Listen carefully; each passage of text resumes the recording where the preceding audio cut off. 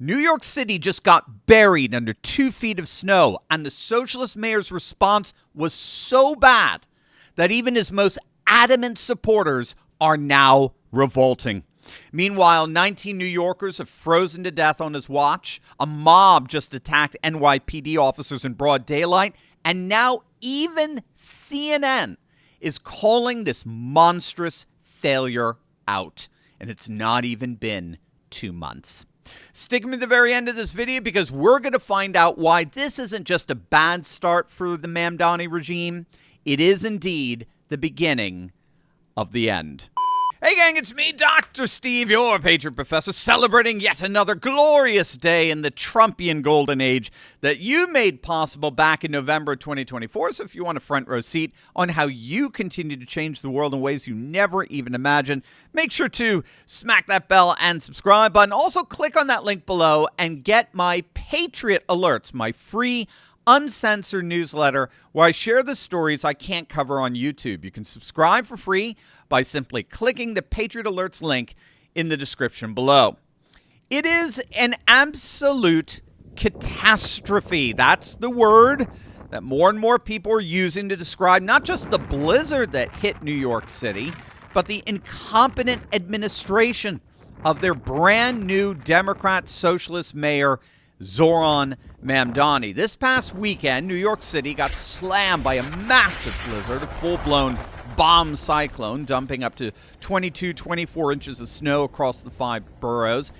And what does Mamdani do? He declares a state of emergency, and he institutes a travel ban, shutting down streets, highways, bridges for all traffic, cars, trucks, scooters, e-bikes. He literally locked down the entire city. But what was even worse is that Mamdani, realizing that the city doesn't have nearly enough resources to deal with the snow, he put out a call, I kid you not, for emergency volunteer snow shovelers. We're utilizing 33 DSNY vans and 2 DSNY buses to transport shovelers where they're needed faster. And for those who want to do more to help your neighbors and earn some extra cash, you too can become an emergency snow shoveler. Just show up at your local sanitation garage between 8 a.m. and 1 p.m. tomorrow with your paperwork, which is accessible online at nyc.gov/snow, and you can get started right away. Now, among that paperwork that you had to have with you when you showed up, if you can believe it, was you needed 2 original forms of ID.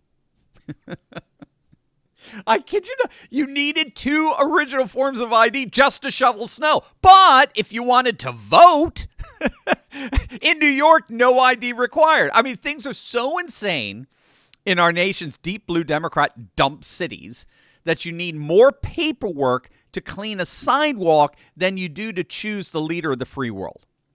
I mean, you literally can't make this stuff up. And it gets worse. There were a few people, not that many, but there were a few that showed up at the sanitation garages at 8 a.m., just like Mamdani told them, and they were told, sorry, come back later, come back at 8 p.m. tonight. So the mayor told them 8 a.m., the city told them 8 p.m. One guy showed up with a snowblower and said, hey, if I can do the work of 3 or 4 people, can I get paid more? And the answer was no. You're not getting a dime more. Another guy reportedly brought his own shovel, and he was told it was outdated, and he wasn't allowed to use it. This is what government-run snow removal looks like. Plus, they apparently required your photo ID to be printed out for their records, but all the places where you can get it printed out, like CVS, were closed because of the travel ban. So you can't even comply with the requirements because the mayor's own lockdown makes it impossible to comply. I mean, it's called socialist efficiency, which of course is a contradiction in terms. Just ask Venezuela or Cuba. That's the soft warmth of collectivism that Mamdani promised. Now, of course, to make matters even worse, Mamdani was under enormous scrutiny here, given how disastrous his response to the last snowstorm was, right? Do you remember this? This was a few weeks back. It took them 14 days to finally clear out all the snow. 2 full weeks. It was a disaster. And so was this one. To call it, it's not even disastrous. It was tragic because under Mamdani's watch, 19 New Yorkers are frozen to death outdoors during this brutal winter cold snap. 19 human beings, 15 of them confirmed dead from hypothermia, and an additional 7 people died of hypothermia inside their own homes. And when reporters asked the mayor's office about those deaths, apparently the spokesperson said, well, people pass away in their homes all the time. That was the official response. People die in their homes all the time. Again, keep in mind, the political left is never, ever accountable for anything they do. That's part of their propaganda. They are, by definition, beyond reproach. One of the very first things Mamdani did when he took office was order the city to stop clearing homeless encampments. So for decades, New York City has had what's called Code Blue Protocol. When temperatures drop below a certain point, the police go out and they bring homeless people into warming centers, even if they don't want to go. It's mandatory. It's an intervention to save their lives. Mamdani decided that was too aggressive. That was, in his words, too inhumane. So he told the police to stop doing involuntary removals and just ask people if they'd like to come inside. And guess what happened? During this latest blizzard, police and outreach workers contacted 130 homeless individuals on the streets. 127 of them said no. Only 2 apparently accepted shelter. I don't know what happened with the other one. And the EMTs said they couldn't force anyone inside because of city regulations. And now you got people literally dying in the streets. And the city's policy is, well, we asked, and they said no. So even Mamdani's own allies are turning against him on this. Queensborough President Donovan Richards, who endorsed Mamdani, said that his policies were absolutely reckless, and they most certainly contributed to these 19 tragedies. And Mamdani's had no choice but to reverse course and restart the encampment clearing policy. But again, only after 19 people are already dead. But if you can believe it, things only got worse. We're seeing nothing less than a total breakdown of civil society in America in some of the worst ways imaginable. And it's even costing them the support of CNN. Wait until you see this. The same nefarious, corrupt forces that have infested Minnesota's government have been eating away at your savings now for years at a federal level. Now, of course, we're talking about inflation, where reckless Federal Reserve policies have been relentlessly devaluing our dollars for decades. Here's a not-so-fun fact for you. Whatever money you had saved up in 2020 has already lost 22% of its value. There are riots over in Tehran over things like this, gang. Your savings didn't shrink. They got robbed slowly and quietly by the hidden tax called inflation.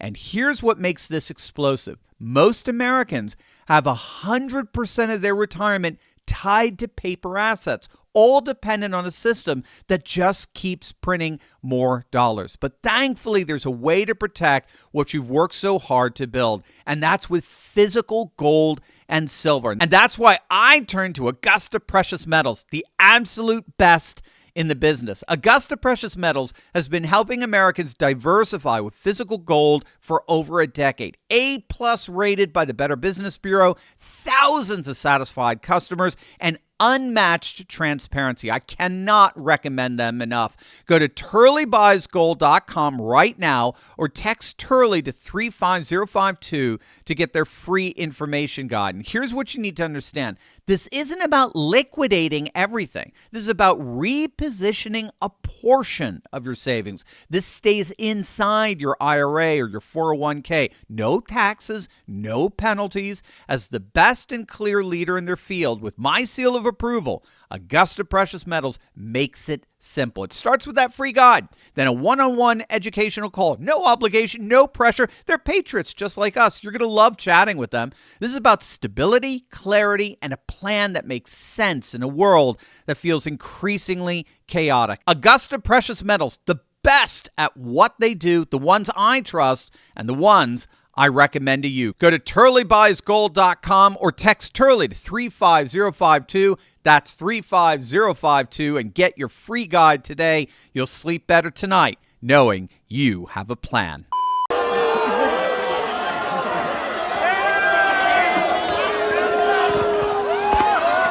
What you're seeing here are shocking scenes of a massive mob gathered at Washington Square Park in Manhattan.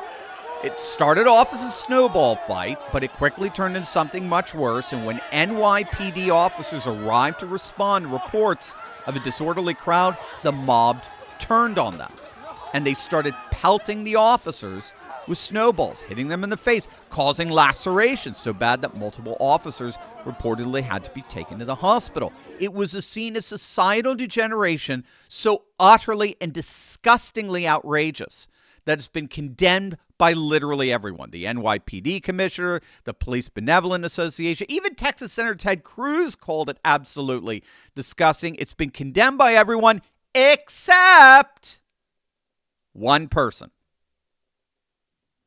As of this morning, the mayor, Mamdani, has not said a single word about it. Not one syllable of condemnation. Not one statement of support for the officer. Nothing.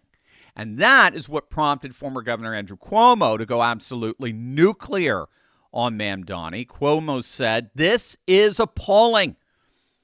With a mayor who has a history of calling the police racist, evil, wicked, and corrupt, he set the tone. Words have consequences. And we're seeing that in the growing disrespect for law enforcement. He's right. Cuomo's absolutely right. This is inevitably what you get when you elect a mayor who spent his entire political career demonizing the police. When you've got a leader who calls cops racist, evil, wicked, and corrupt, you should not be surprised when mobs feel emboldened to attack them.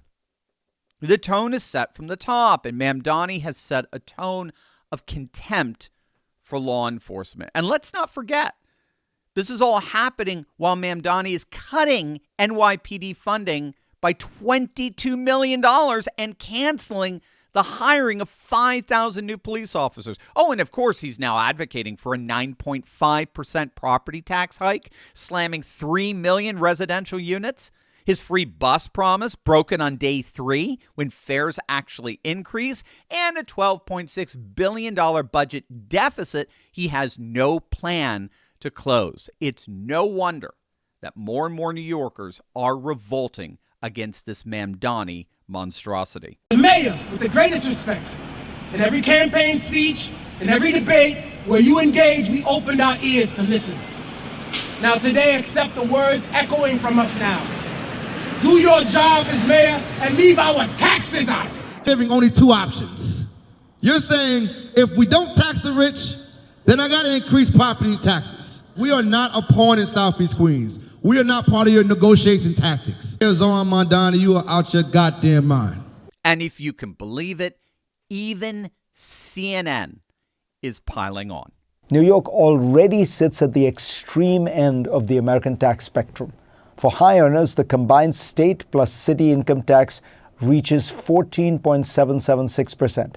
Add federal taxes and the combined marginal rate can exceed 50%, reaching roughly 55% on certain investment income. New Yorkers pay tax rates comparable to European countries that provide in return universal health care, free college education, and amazing infrastructure.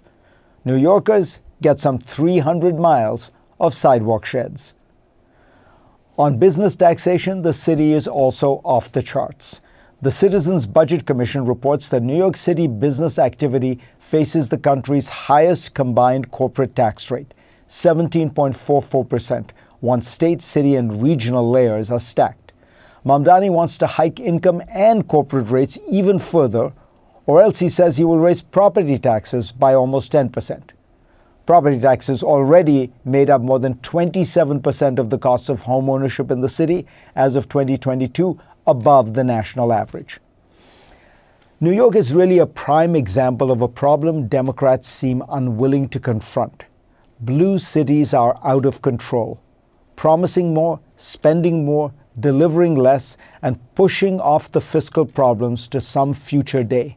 Yeah, when you've when you're a Democrat and you've lost CNN, man, it is over. But Fareed Zakar is absolutely right. Blue cities, blue states are simply unsustainable.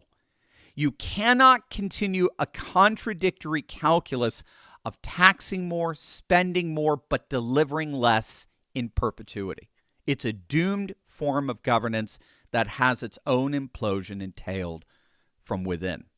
This is what happens when ideology replaces competence, when social justice replaces municipal management, and when a 34-year-old socialist who isn't even qualified to run a Taco Bell is handed the keys to the greatest city in the world. So, buckle up, New York.